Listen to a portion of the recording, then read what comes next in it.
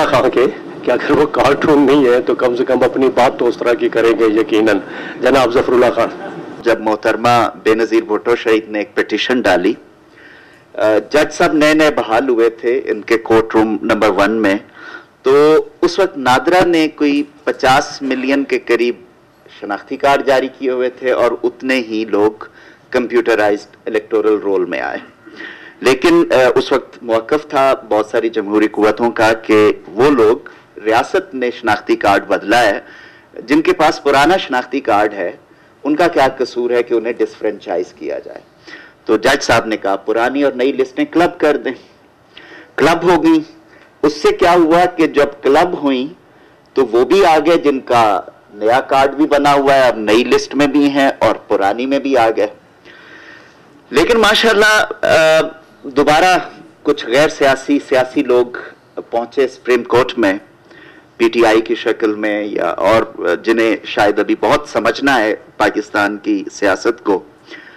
Petition की गई तो एक मंत्रा शुरू हुआ सुप्रीम कोर्ट से जेली बोगस वोटों का, और उस मंत्रे के ऊपर कोई 8 ऑब्जर्वेशंस तो मैंने रिकॉर्ड किए हैं कि जब ऐसी असम्बलियां और ऐसे वोटों के नतीजे में बनने वाली असम्बलियां होंगी तो उनका कानून साजी का हक क्या है, आइन साजी का हक क्या है, ये बाकायदा अगर आप चाहें तो मैं टाइम की वजह से उसका जिक्र नहीं करूंगा।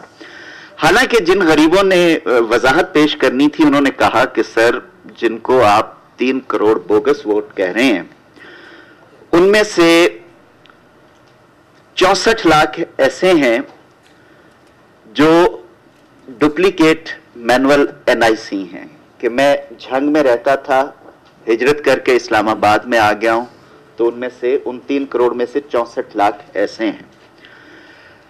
उनमें से 1 करोड़ 50 लाख ऐसे हैं जो पुरानी लिस्टों में हैं और उनका शनाख्ती कार्ड प्रॉपरली मेंशन नहीं हुआ, और 24,91,000 ऐसे हैं जिनका सीएनआईसी डुप्लीकेट है। अब जब उन्हें निकाल दिया गया कि जब कॉमन डिनोमिनेटर 1 हो गया तो ये सब निकल गए, यही 3 करोड़ जिनका लाने वाले भी वो थे, निकलवाने वाले भी वो थे।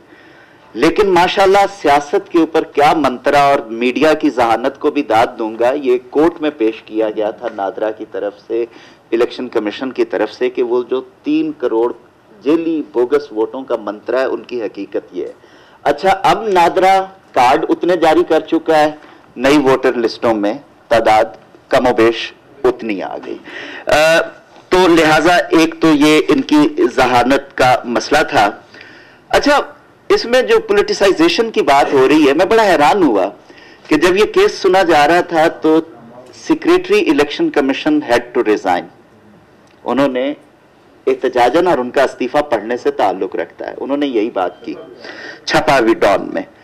अच्छा, जब पिछले चीफ इलेक्शन कमिश्नर चले गए तो ब्रदर जज एक्टिंग चीफ, वो आइन के मुताबिक, लेकिन जितना अरसा ब्रदर जज एक्टिंग चीफ इलेक्शन कमिश्नर रहे हैं, ना बोगस वोटों का मंत्रा आया है, ना इलेक्टोरल रोलों पे जी कि ये हफ्ते में करो, घंटों में करो, मिनटों में करो, सेकंडों में करो, उतना अरसा नहीं रहा। अब ब्रदर जज वापस चले गए हैं, देखते हैं क्या होता है फखरुद्दीन इब्राहिम साहब के साथ। दूसरा एक फैसला है वर्कर्स पार्टी वर्सेस बहुत सारे, ये माशाल्लाह 84-85 सफ़ों का फैसला है और ये सारा लिखा भी हमारे चीफ जस्टिस साहब ने। इसमें मैं आई एम कंस्ट्रेंड टू से कि 2 फैक्चुअल एरर हैं कॉन्स्टिट्यूशन की इंटरप्रिटेशन के, ये मुझे असर बेल आउट करेंगे। एक जगह पे फरमाते हैं कि 18वीं तरमीम ने बड़ा अच्छा काम किया है, अब पहले इलेक्शन कमीशन के 2 मेंबर होते थे, अब 4 हो गए। भाई, पहले भी 4 होते थे, अब भी 4 हैं, उनकी अपॉइंटमेंट का तरीकाकार बदला गया है। दूसरा फैक्चुअल एरर है, एक जगह फरमाते हैं, और ये खिलाफत की तरफ जाने वाला कदम है, आई होप कि आप में से किसी और ने भी पढ़ी होगी बहुत सारी चीजें, लेकिन वो कहते हैं जी कि पाकिस्तान का आइन क्योंकि वाज़े तौर पे नहीं कहता first pass the post system, तो ये तो 11% वोट लेकर भी, वो रेलवे के वजीर के बारे में आपने देखा होगा, वो कोर्ट के फैसले में जब बात आई तो उन्होंने कहा कि हमें सिस्टम की रिफॉर्म करनी चाहिए। एक पॉलिटिकल डिक्शनरी आप गिफ्ट करें एपिक्स कोर्ट को कि जब आइन में लिखा होता है सिंगल मेंबर टेरिटोरियल कंस्टिट्यूएंसी, तो उसका मतलब फर्स्ट पास द पोस्ट होता है। उसमें एक और फरमान, ये तो दो फैक्चुअल एरर हैं, एरर ऑफ जजमेंट बहुत ज्यादा है। कहते हैं जी कि रन ऑफ इलेक्शन कराएं।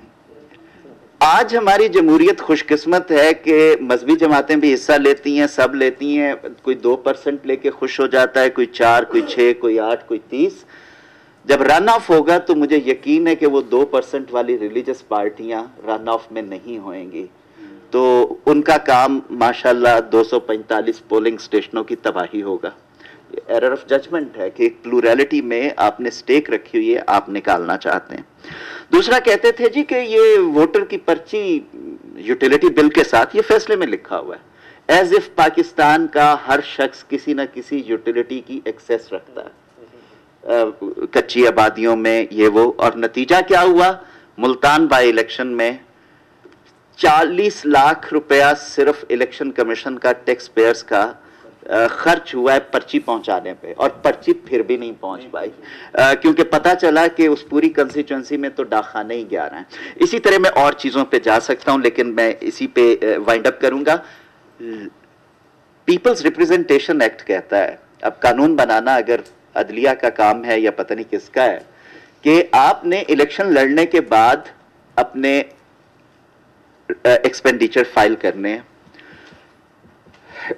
जो इनका फैसला है और उसके नतीजे में कोड है, कहते हैं आप वीकली बुनियादों पे करेंगे, गोया over riding the existing law. मुझे नहीं मालूम, मैं वकील नहीं हूं, इसकी क्या चीज बनती है। 2 ओहदों का जिक्र हुआ, मैं I am tempted to say something.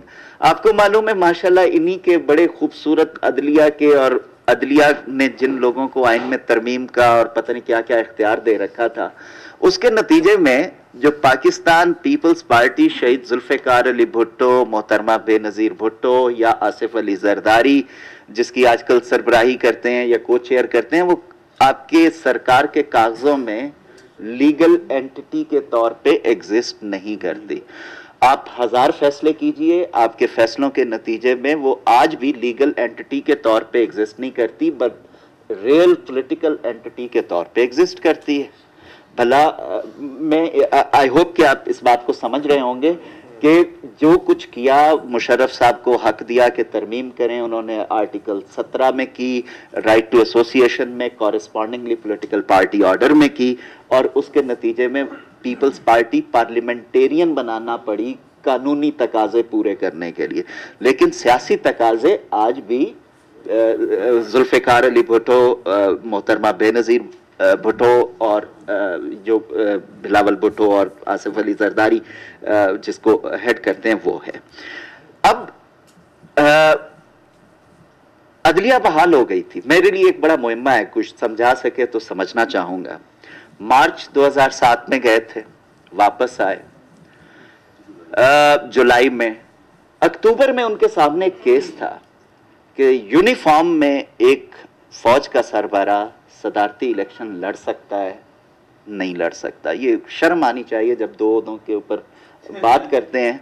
तो तमाम तर जद्दोजहद के बाद बहाल होने वाली अदलिया का फैसला था, जाइए आप इलेक्शन लड़ लीजिए, हम नतीजा बाद में अनाउंस करेंगे। ऐसी कैफियत में मेरे लिए बहुत परेशानी है कि मुझे अभी इस अदलिया ने अपनी आज़ादी का लिटमस टेस्ट उस दिन पास करना है जिस दिन ये किसी जिंदा जर्नैल के सामने, मुशर्रफ चला गया था जब वर्दी में था, कहा था लड़ लो इलेक्शन, जब चला गया तो उसकी हर चीज नलिफाई करके और ये वो किया। तो I remember a column which I wrote in 90s कि ये जिंदा जर्नैलों की ताबेदार और मुर्दा जर्नैलों के ऊपर तबर्रा पढ़ने वाली अदलिया है और उन्हें गासिब करार देने वाली अदलिया है।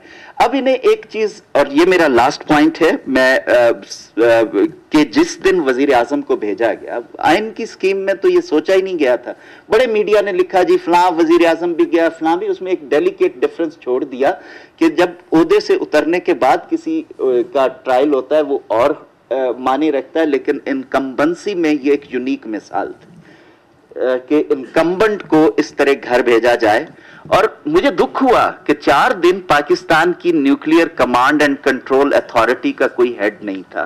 अगर कोई न्यूक्लियर एक्सीडेंट होता प्राइम मिनिस्टर है उसका हेड।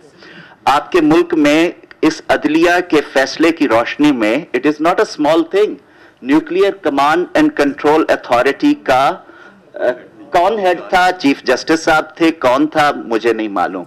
मेरे लिए ये खौफनाक हकीकत थी। उन दिनों में defence committee of the cabinet, जैसे वॉर की सूरत में डिक्लेरेशन उसका हक है, उसका कोई हेड नहीं था। ये अगर सिक्योरिटाइज्ड स्टेट भी है तो by going by there argument, जो कि मैं नहीं जाना चाहूंगा, लेकिन इतना वुल्नरेबल पाकिस्तान की हिस्ट्री में गवर्नेंस के एतबार से जितना इस फैसले ने बनाया, मुझे खौफ आता है कि अगर यही सफर रहा तो हमारी वुल्नरेबिलिटीज कितनी ज्यादा होंगी। Thank you.